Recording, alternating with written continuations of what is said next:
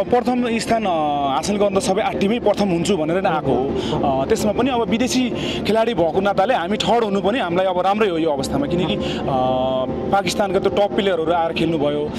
त्यो गर्ने उहाँहरूले अब उहाँहरूको सामुन्ने अब हामी खेल्न सकिएन भन्नु पर्यो। अब हाम्रो प्लेयरको भन्दा पाकिस्तानी प्लेयरको लेभल धेरै माथि छ। दर्शकबिन नमस्कार, यति बेला हामीमाझ हुनुहुन्छ नेपाल पुलिस क्लबका कोच चन्द्र कुँवर सर हुनुहुन्छ आज हामीमाझ। उहाँहरूले अब आर्मीलाई हराउँदै यो 9औं एनबिएमा तेस्रो स्थान हासिल गर्न सफल हुनुभएको छ। थोरै कुराकानी गर्नेछौँ। चन्द्र सर स्वागत छ। हजुर धन्यवाद सर। कस्तो रह्यो सर आजको अब यो गेम कस्तो रह्यो? अब सर्वप्रथम कतिको खुसी हुनुहुन्छ अब तेस्रो स्थान हासिल गर्नुभएको छ? यो टुर्नामेन्टमा चाहिँ अब विदेशी खेलाडीहरू पनि राम्रो प्लेयरहरू नै आएको अवस्थामा हामी चाहिँ नेपालको च्याम्पियन भएको जस्तो फिल भयो, किनकि विदेशीलाई जित्न सकिएन, नेपाली भएको टिमलाई चाहिँ जित्न सकियो। त्यही भएर नेपालमा भएको टिमलाई चाहिँ जितिएको कारणले नेपाल च्याम्पियन चाहिँ भयो। तर अब टुर्नामेन्टको च्याम्पियन हुन चाहिँ हामी सकिएन। तपाईँको अब उद्देश्य त अब च्याम्पियन हुने नै थियो होला। विदेशीहरूसँग यो प्रतिस्पर्धा कस्तो रह्यो तपाईँको एनबिएको कुरा गरौँ न हामी। विदेशसँग हाम्रो अब टिपटप हेर्नु नेपालसँग त अब नेपाली नै खेलाएर त्यो नतिजा बिन भनौँ अथवा त्यो कुनै पनि फ्रेन्डसिप म्याच जस्तो भयो, किनकि उहाँहरू फाइनल पुगिसकेको अवस्था। गण्डकी प्रदेशसँग पनि हामी हार्दै हामी सोझो सेट हारे पनि टक्कर म्याच खेलियो, किनकि 22-23, 21-22 हुँदै कम्पिटिसन म्याच चाहिँ हामी खेलेको हो। र 1-2 पोइन्ट अगाडि हुँदा पनि हामी अब तलब परियो। जस विदेशी खेलाडीको सामुन्ने पनि हाम्रो भाइहरू राम्रै खेले, अब सन्तोषजनक प्रदर्शन चाहिँ भयो। तेस्रो स्थान अब हासिल गर्नुलाई अब सर्वप्रथम तपाईँलाई अब कसरी लिनुहुन्छ? अब खुसीको क्षण नै मान्नुहुन्छ? प्रथम हुने त तपाईँहरूको अब योजना नै थियो, अब तेस्रो हुनुलाई अब तपाईँ कसरी लिनुहुन्छ, के भन्नुहुन्छ यसमा? अब प्रथम स्थान हासिल गर्न त सबै 8 टिमै प्रथम हुन्छु भनेर नै आएको हो। त्यसमा पनि अब विदेशी खेलाडी भएको नाताले हामी थर्ड हुनु पनि हामीलाई अब राम्रै हो यो अवस्थामा, किनकि पाकिस्तानका त्यो टप प्लेयरहरू आएर खेल्नुभयो।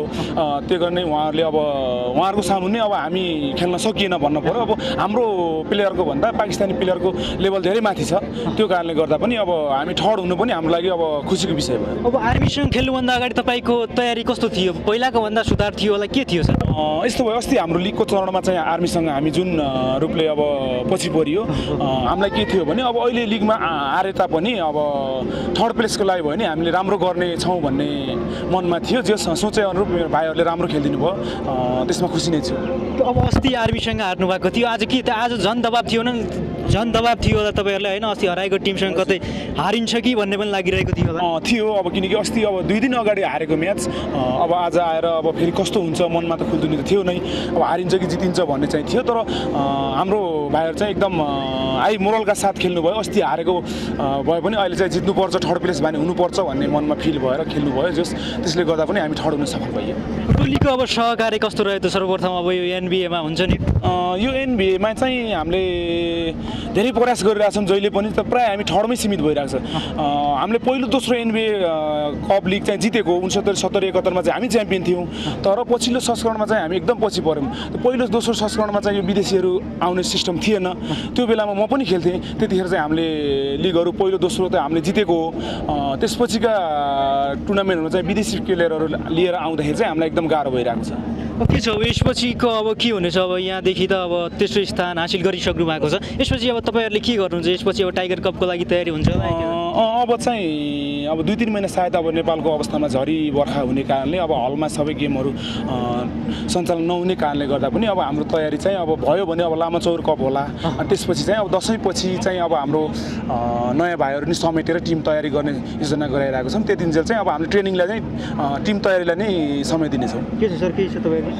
चन्द्रजी, मैले एउटा सोध्न चाहेँ। अब नेपाल पुलिस बलका खम्बा खेलाडी भनेको रबिन्सन, हजुर, त्यसपछि 25 समय उदाएका रेशम सन्त्या, हजुर, के छ बाहिर कता हल्ला सुन्छ 2जना खेलाडी विदेश जाँदै हुनुहुन्छ भन्ने खालको हल्ला?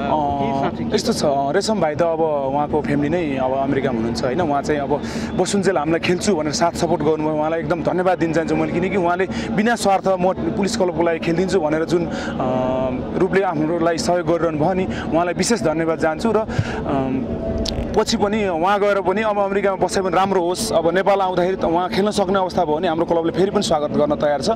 रबिन्सनको भाइको पनि अब भिसा सायद अस्ट्रेलियाको छ, उहाँ चाहिँ अब गएर उहीँ बस्नुहुन्छ अथवा फर्केर आउनुहुन्छ, त्यो हाम्रो अब उहाँको निर्णय चाहिँ अब अहिले चाहिँ क्लियर गरिसक्नु भएको छैन। अब काठमाडौँ गएर प्रोसेस गरेर के गर्नुहुन्छ अहिले भन्न सकिन्न उहाँको चाहिँ। यता टुर्नामेन्टहरू विदेशमा भइराख्दा नेपाल एउटा भाग नलिने अन्तर्राष्ट्रिय स्तरको गेम भइरहँदाखेरि यो दुःखद पक्ष होइन र के यसलाई कसरी लिनुहुन्छ? अब खेलाडीको पनि अब आफ्नै सोच होला, कसैको अब सोच अलिक हाई लेभल हुन्छ, कसैको अब यहीँ बसेर हुन्छ भन्ने हुन्छ। अब नेपालीको अब खेलाडीको अवस्थामा चाहिँ अब पैसाकै अब अभाव हुन्छ नि त, हामीलाई पनि हामी पनि खेलेर हिँड्ने हो त्यो हुन्छ। त्यो कारणले गर्दा पनि अब आफ्नो फ्यामिली स्ट्यान्डर्ड बनाउने तरिकाले सोच गर्नुभयो होला, त्यो कारणले गर्दा पनि अब बाहिर आफ्नो सेटलको रूपमा चाहिँ जान खोज्नुभयो होला सायद। नेपाली राष्ट्रिय टोलीले खेलकुद विकासको लागि खेलाडी उत्पादन गर्नलाई के कस्तो गर्नुपर्छ भन्ने यहाँ धेरै नेतृत्व गरिराख्नु भएको छ, नेपाल पुलिसको एउटा कोच सम्हालिराख्नु भएको छ, यहाँले के आवश्यकता देख्नुहुन्छ? यस्तो हुन्छ सर, यसमा चाहिँ हाम्रो उमेर समूहबाट नलयसम्म हामीले डाइरेक्ट 20 वर्ष 22 वर्षको लागि खोजेर लिएर हामीले चाहिँ टप खेलाडी उत्पादन गर्न सक्दैनौँ। त्यसको लागि चाहिँ अन्डर 13, 14, 15 स्कुल लेभलदेखि नै लियो भने चाहिँ हाम्रो अन्डर 20 सम्म पुग्दा त हाम्रो त टिम त बलियो हुन्छ। अब हाम्रो चाहिँ के छ भने अब विभागले चाहिँ 18-19 वर्षपछि जाहेर खाएर ल्याउने, पब्लिकले पनि यताउति खेल्दा खेल्दै गरेका खेलाडीलाई लिएर खेलाउने सिस्टम छ। त्यो कारणले गर्दा पनि अब जुन हामीले उमेर समूहको जबसम्म हामीले उत्पादन गर्न सक्दैनौँ तबसम्म हाम्रो भलिबल अब धेरै माथि गएर अब मेडल ल्याउन चाहिँ सम्भावना कम नै हुन्छ। अन्तमा आम दर्शकहरूको लागि र अन्य भलिबल प्रेमीहरूको लागि के आकार सबैले भलिबल खेलाडीलाई माया गर्नुहोस्। अब नेपालमा अहिले भलिबलको क्रेज हरेक अरू गेममा भन्दा बढी देखिएको छ। अब यो हलमा यति गर्मी छ र पनि दर्शकहरू आएर साथ सपोर्ट गरिरहनुपर्छ।